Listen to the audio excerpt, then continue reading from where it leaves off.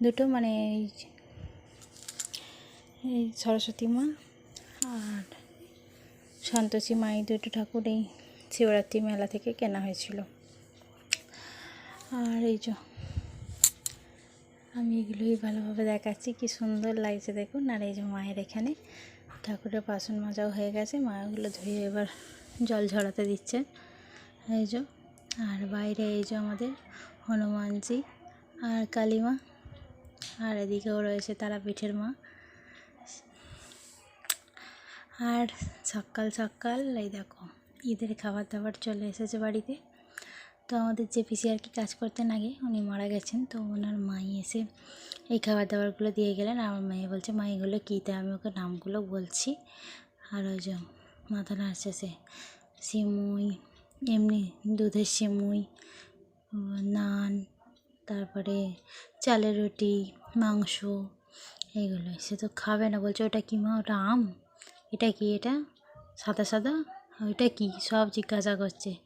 আর তার মধ্যে থেকে একটা তেজপাতা তুলেছে এই সিমুইটা থেকে, এদিক ওদিক করছে আমি বকতে, তবে আবার সে সিমুইয়ের থেকে পাতাটা রেখে দেয়, না হলে কোনো কথাই শোনে না, এত দুষ্টুমি করে।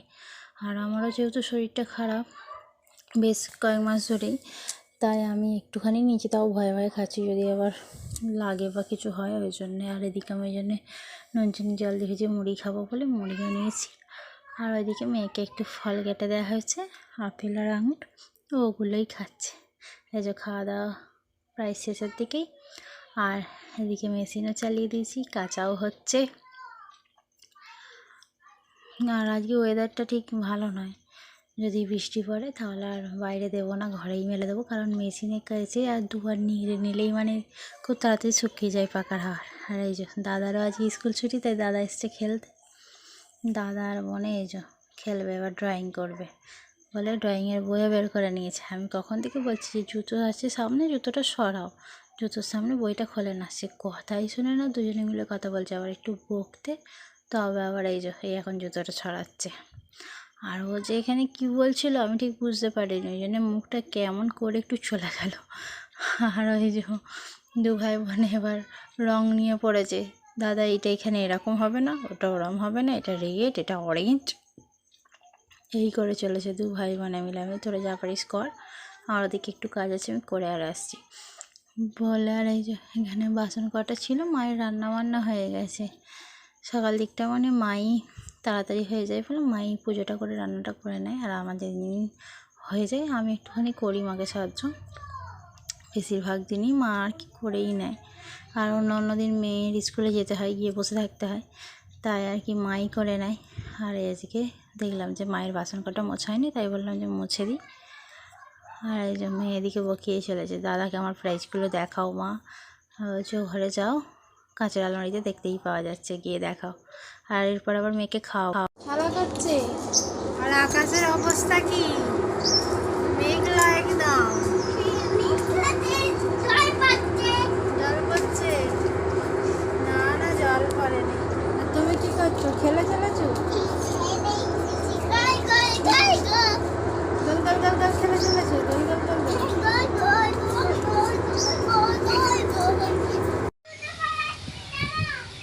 কি সুন্দর হাওয়া দিচ্ছে রে বাবা।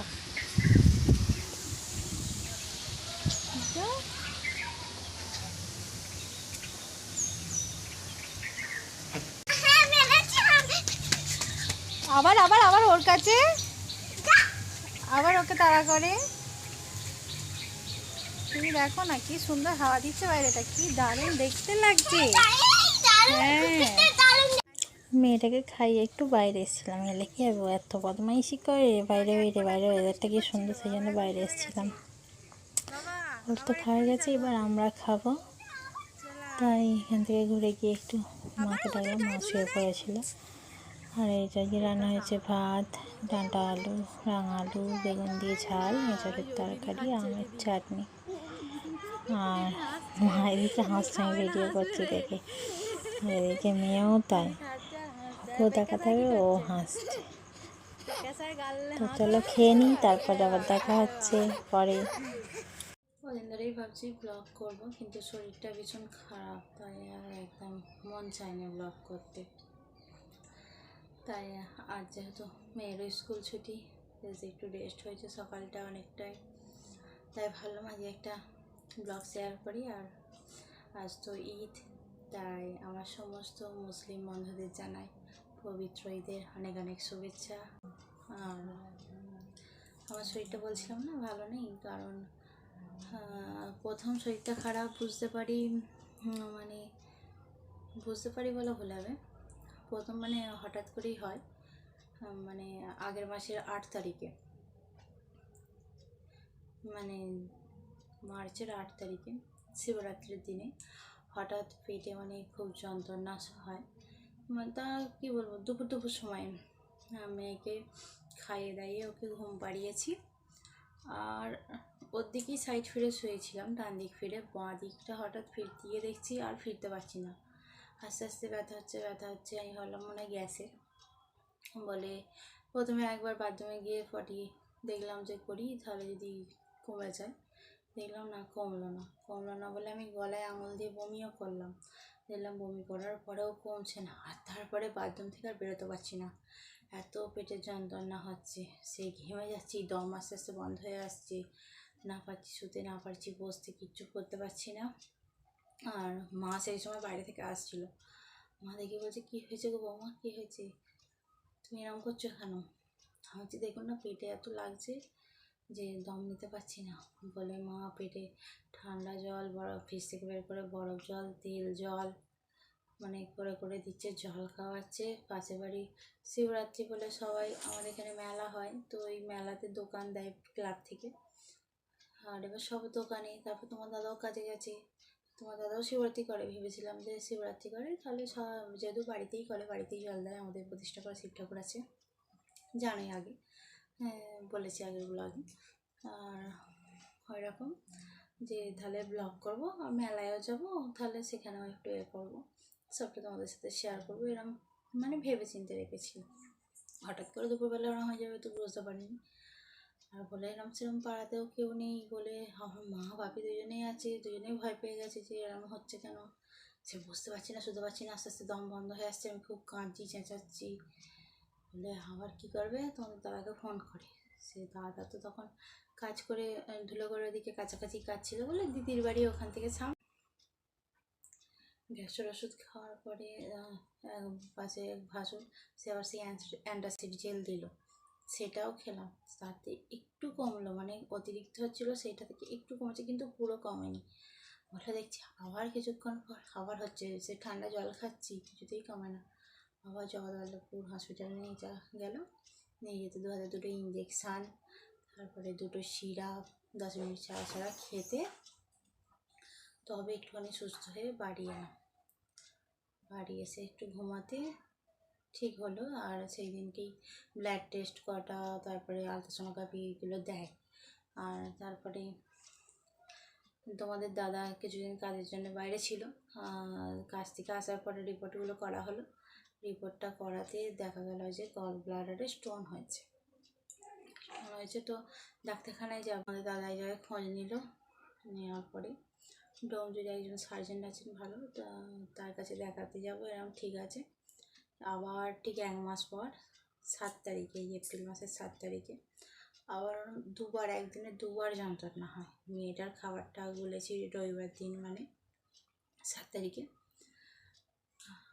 রবিবার, হ্যাঁ রবিবার দিনে হবে, মেয়েটার খাবারটা গুলেছি। আর গুলে খাওয়াতে যাব ঠিক দুপুরবেলা, ওই সময়টা খুব যন্ত্রণা হলো, মানে চড়াং করে, মানে ওঠাও যা যন্ত্রণাটা, কমে যাওয়া তাই হতেই তোমার দাদা থেকে ঘরে এসে বলছি গিয়ে দেখো না এরকম যন্ত্রণাটা হচ্ছে, তাহলে একটা যন্ত্রণা ওষুধ খাবো, বলে একটা যন্ত্রণা ওষুধ খেলাম। খাওয়ার পরে মা বলে একটু জল খাও, জল খেতে দেখলাম কমে গেল, একটুখানি শুয়ে রইলাম। তারপর উঠে মেয়েটাকে ঠামাই খাওয়াচ্ছিলো, আমি খাওয়ালাম আবার গিয়ে, খাইয়ে টাইয়ে আমরাও খেয়েছি, খেয়ে দিয়ে শুয়েছি একটুখানি। তারপরে দেখি আবার মারাত্মক যন্ত্রণা, সে মানে আর কমছে না, সে আবার ঠিক সেই দিনের মতো যন্ত্রণা, বলে আবার একটা ওই মানে ঘন্টা 2-এর মধ্যে আবার একটা যন্ত্রণা, সে তাতেও কমে না। না আমি তোমাদের দাদাকে বলছি চলো তুমি আমার নিয়ে একটু হসপিটালে চলো, আমি দম নিতে পারছি না, হসপিটালে গেলে ইঞ্জেকশান দেবে, আমি সঙ্গে সঙ্গে তবু ঠিক হতে পারবো। বলে আবার হসপিটালে যাই, যেতে 2 হাতে 2টো ইঞ্জেকশান দিল। দেওয়ার পরে তোমাদের দাদা বললো কালকেই তো আমি সার্জেনকে দেখাবো, বলতে তো হসপিটালের যিনি ম্যাডাম ছিলেন উনি বললেন তাহলে ওষুধ আর কিছু দিচ্ছি না, যদি যন্ত্রণা হয় রাত্রিরে 2টো ট্যাবলেট খাবো। তো যন্ত্রণা হবে কি হবে না সেটা ভয়েতেই আমি রাত্রিরে 2টো ট্যাবলেট খেয়েই শুয়েছিলাম। দিয়ে আমার কিছু হয়নি। পরের দিন আবার ডাক্তারখানায় গেলাম, ডাক্তার দেখাতে গিয়ে বললো যে ঠিক আছে, কিন্তু আর সামনেই মেয়েটার পরীক্ষা, মানে এই এপ্রিলের 22 তারিখ থেকে, এ মাসেই হলেও ভালো হতো, এত যন্ত্রণা হচ্ছে। আমি বললাম যে মেয়েটার প্রথম পরীক্ষা, আর আর বলে আমারও একটা হচ্ছে, কিন্তু হচ্ছে যে মেয়েটার পরীক্ষা, আমি এরকম অপারেশান হবো বলে মানে এখন কিছুই পারবো না, আর ইচ্ছাও হবে না একদম করে পড়াতে বসা। আর বলে আমি বলি তাহলে এই মাসটা ঝাপ করে কেটে যাক, মে মাসটাই হোক, মে মাসটা হলে তবু ঠিক থাকবে। তো সেই বইয়েতে ডাক্তারকেও বললাম, ডাক্তারবাবুকে, যে ডাক্তারবাবু কিছুদিন যদি পরে করা যায়, বললো যে হ্যাঁ পরে করা যেতেই পারে, কিন্তু আপনার তাহলে একদম তেল ঝাল মশলা জাতীয় কোনো খাবার খাওয়া যাবে না, প্রোটিন জাতীয় কোনো খাবার খাওয়া যাবে না, মাংস ডিম এসব কিছু খাওয়া যাবে না, মাছ যদি খান তো ভাজা নাহলে ঝোল, আর ওই একদম ওই ঝোল রান্নাই খেতে বলেছে, ঝাল ফাল কিছু খাওয়া যাবে না।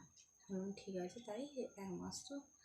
আর তারপরে ডাক্তারবাবু আরও কটা টেস্ট দিলেন, ব্লাড টেস্ট, আবার একটা আলট্রাসোনোগ্রাফি দিয়েছেন, যেগুলো বললেন যে অপারেশন হওয়ার ঠিক 1 সপ্তাহ আগে এগুলো করিয়ে দেখিয়ে তারপর আমরা অপারেশনের ডেটটাই করবো। তো মে মাসে অপারেশন হব। তো এটাই হচ্ছে, এই জন্যই মানে ভয়ে ভয়ে থাকি মানে সবসময়। আর ইচ্ছা হয় যে ব্লগ বানাবো, কিন্তু শরীরটা সাথ দেয় না বলে পারি না।